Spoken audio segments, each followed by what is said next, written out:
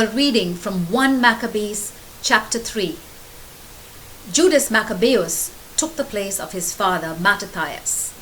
All his brothers and all the loyal followers of his father gave him their support, and they were happy to carry on Israel's war. Judas brought greater glory to his people. In his armor, he was like a giant. He took up his weapons and went to war. With his own sword, he defended his camp. He was like a ferocious lion, roaring as it attacks. Judas hunted down those who broke the law and set fire to all who oppressed his people. In fear of him, lawless men huddled together in terror, not knowing which way to turn. He advanced the cause of freedom by what he did. He made life miserable for many kings, but brought joy to the people of Israel. We will praise him forever for what he did. He went through the towns of Judea and destroyed all the godless men. He relieved Israel of its terrible suffering. His fame spread to the ends of the earth as he gathered together those who were threatened with death. Then Apollonius assembled a Gentile army, including a large force from Samaria, to attack the people of Israel. When Judas learned of this, he marched out to battle, defeated the army, and killed Apollonius. Many Gentiles lost their lives, and the rest fled. When the spoils of war were collected, Judas took the sword of Apollonius and used it in battle until the day he died. Saron, the general of the Syrian forces, learned that Judas had gathered together an army consisting of a band of loyal men who were ready to fight under his command. Saron said to himself, "I will make a reputation for myself throughout the empire by defeating Judas and his men who have no respect for the king's command." Then he began a new campaign against Judas and was joined by a strong force of godless men who were eager to help him take vengeance on Israel. When he approached the pass at Beth Horon, Judas went out to meet him with a small group of men. When Judas's men saw the army coming against them, they asked, "How can our little group of men fight an army as big as that? Besides, we have not eaten all day and we are tired." "It is not difficult," Judas answered, "for a small group to overpower a large one. It makes no difference to the Lord whether we are rescued by many people or by just a few. Victory in battle does not depend on who has the largest army. It is the Lord's power that determines the outcome. Our enemies are coming against us with great violence, intending to plunder our possessions and kill our wives and children. But we are fighting for our lives and for our religion. When we attack, the Lord will crush our enemies, so don't be afraid of them." As soon as Judas had finished speaking, he and his men made a sudden attack against Saron and his army and crushed them. They pursued them down the pass at Beth Horon to the plain and killed about 800 men. Those who escaped fled to Philistia. After that, Gentiles everywhere began to be afraid of Judas and his brothers. His fame reached the ears of King Antiochus, and people in every nation talked about Judas and his victories. When Antiochus heard what had happened, he was furious. He ordered all the armies of his empire to assemble in one huge force. From his treasury, he paid a full year's wages to his soldiers and ordered them to be prepared for any emergency. But then he found that the funds in his treasury were exhausted. Income from taxes had decreased because of the disorder and the troubles he had brought on the world by doing away with the laws which had been in force from the earliest times. Antiochus had always given presents more lavishly than earlier kings, but now he was worried that he might not be able to continue this or even to meet expenses. This had happened once or twice before. He was very disturbed, but finally he decided to go to Persia, collect the taxes from the provinces there, and bring together a large sum of ready cash.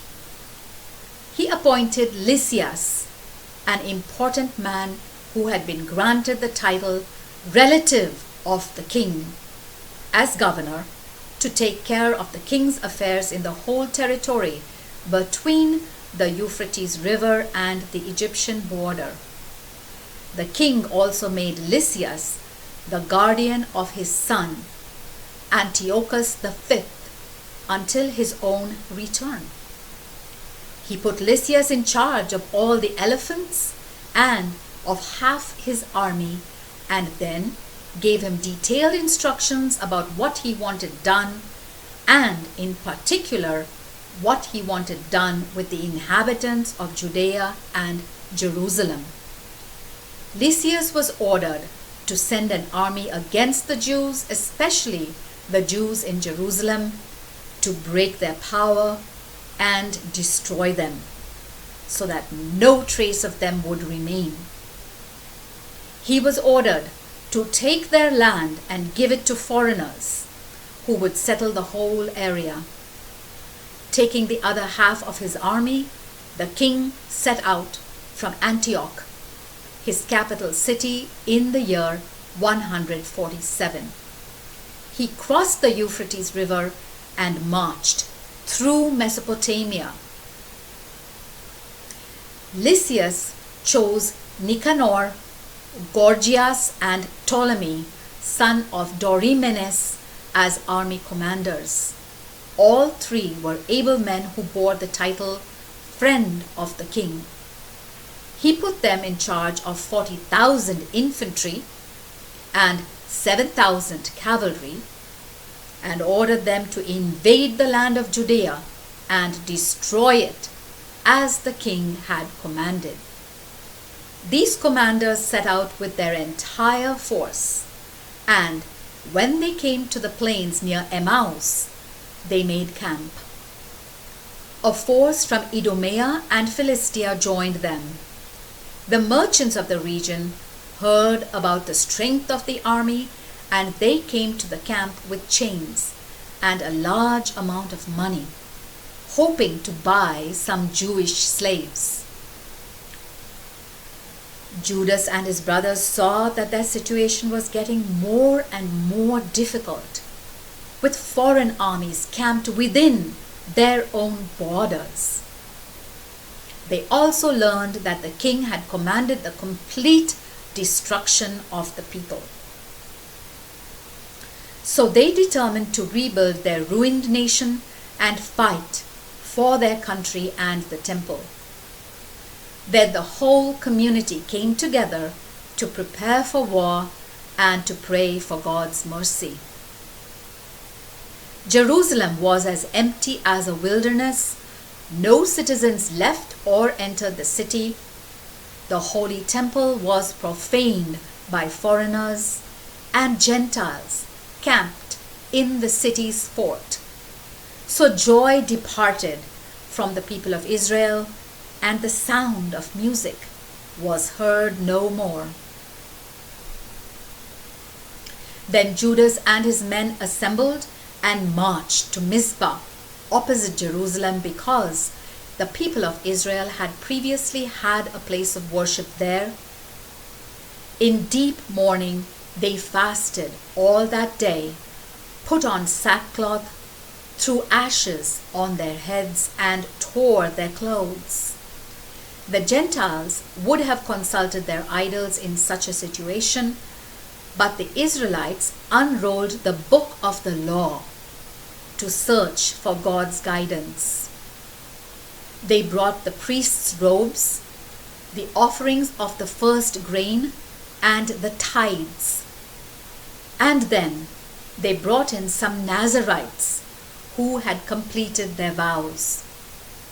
The whole community prayed, "Lord, what shall we do with these things? Where shall we take them, now that your holy temple has been trampled and profaned by Gentiles, and your priests mourn in disgrace?" The Gentiles have come to attack and destroy us. You know what they plan to do. If you don't help us, how can we stand up against them? Then they blew trumpets and shouted loudly.